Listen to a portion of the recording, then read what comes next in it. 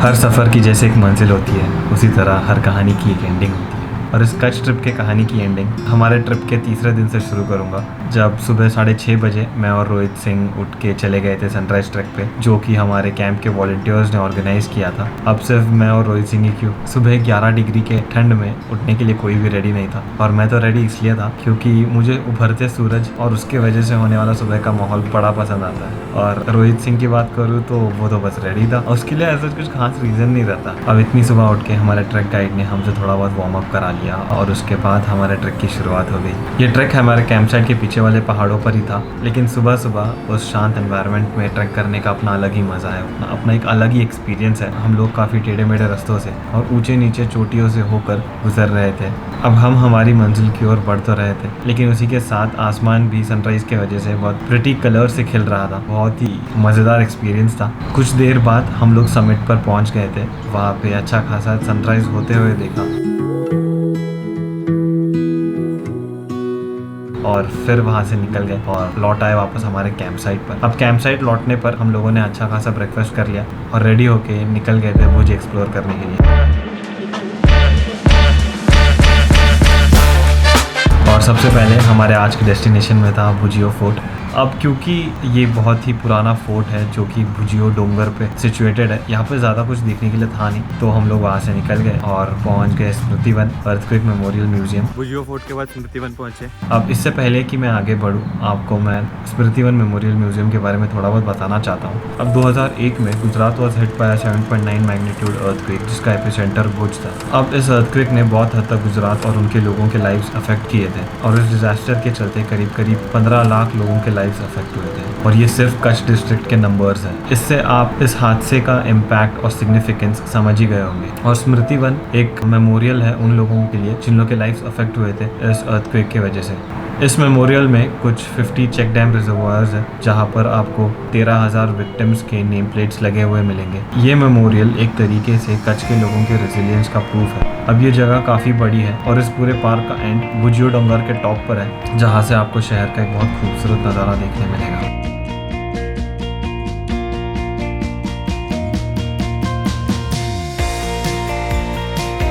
स्मृति one में यहाँ पर एक मेमोरियल पार्क है जिसकी एंट्री फीस 20 रुपीज़ है, और एक म्यूजियम है जिसकी एंट्री फीस 300 रुपये है। आप ये सोचते हुए कि हम लोग म्यूजियम में जाके क्या ही कर लेंगे, हम लोग निकल गए पार्क में टहलने के लिए, लेकिन हमें ये नहीं पता था कि हम इतिहास के पन्नों से गुजर रहे थे। एंड में हिल टॉप पर पहुंचने के बाद वहाँ से हम लोगों ने शहर का एक खूबसूरत नज़ारा देखा। वहाँ पर कुछ देर ठहर के हम लोग वहाँ से नीचे उतर गए और आगे बढ़ गए खारी नदी की ओर। अब क्योंकि दोपहर का समय था और धूप भी अब चुभने लगी थी, तो हम लोगों ने ज़्यादा देर वहाँ पे बिताया नहीं। लेकिन एक बात है, यहाँ के नेचुरल रॉक फॉर्मेशन की वजह से ये जगह दिखने में काफ़ी यूनिक है। यहाँ पे काफ़ी टूरिस्ट होने की वजह से कुछ हद तक ये जगह गंदी भी हो चुकी है। तो अगर आप यहाँ पे जा रहे हो तो खुद की एक रिस्पॉन्सिबिलिटी रखना और इस जगह को प्लीज़ गंदा मत करना। वहाँ से निकल के हमने थोड़ा बहुत खाना खा लिया था, फिर हम लोग पहुँच गए थे प्राग महल।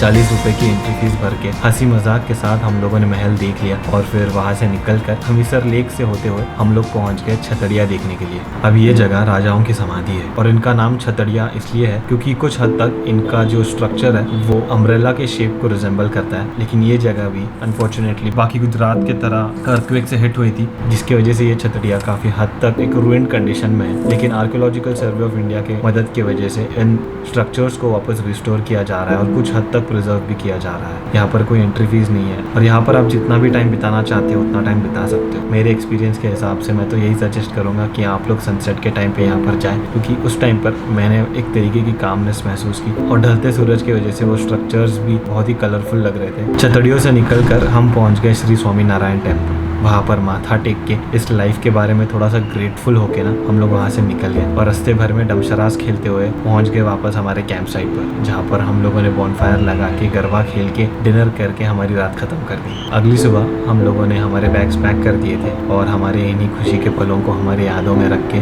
वहाँ से निकल गए। अब ऐसी बात है, हम सब वीकडेज पे नॉर्मल लोगों की तरह काम पर जाते हैं और उसी के चलते हमारे लीव्स भी खत्म हो रहे थे, और इसलिए हम लोगों ने हमारे लास्ट डे के डेस्टिनेशन से ऑप्ट आउट किया था, जो था धोलावीरा। लेकिन इसके बावजूद ना तो हम लोग डिसअपॉइंटेड थे, ना तो हमें कोई रिग्रेट्स थे, क्योंकि हम लोगों ने जितना टाइम कैंप साइट पर बिताया हमें ऐसे लगा कि हम लोगों ने काफ़ी महीने वहीं पे गुजारे थे। इन 4 दिनों में हमें लगा हम लोगों ने 4 महीने जी लिए। वाकई काफ़ी यूनिक और बढ़िया एक्सपीरियंस था, और हमें इस बात का भी एक मोटिवेशन था कि अगली बार जब कभी भी हम लोग भुज विजिट करेंगे हम लोग धोलावीरा तो ज़रूर विजिट करेंगे। ये जो हमारा सफ़र था ये वाकई काफ़ी एडवेंचरस था, काफ़ी हद तक मेमोरेबल था, और इस ट्रिप को मेमोरेबल बनाने के लिए ना सबसे बड़ा हाथ था हमारे जो वॉलंटियर्स थे, जो गाइड्स थे वहाँ पर, आशीष, केदार एंड राजवी मैम। इन लोग की वजह से हमारा ये ट्रिप बहुत हद तक अच्छा रहा, बहुत हद तक हम लोगों ने एंजॉय किया इस ट्रिप पर। जब पहले दिन इस ट्रिप पर आए थे तब ऐसे नहीं लगा था कि हमें इतने मज़े करने मिलेंगे और हम लोग इतने मेमोरीज इस जगह पर बनाएंगे। इस पूरे ट्रिप से मैं एक चीज़ बहुत ही श्योरिटी के साथ कह सकता हूँ कि अगर आप में से किसी को भी सोलो ट्रैवल करना हो, और अगर आप किसी भी रीज़न की वजह से हेजिटेट कर रहे हो सोलो ट्रैवल करने से, मैं आपको ये एडवेंचर कैंप का ऑर्गेनाइजेशन सजेस्ट कर सकता हूँ, जिसका लिंक आपको डिस्क्रिप्शन में मिल जाएगा। ये किसी भी तरीके से स्पॉन्सर्ड वीडियो तो नहीं है, ये बस आउट ऑफ गुडविल मैं बता रहा हूँ, क्योंकि मैं नहीं चाहता कोई भी ऐसे अपॉर्चुनिटी को मिस आउट करे।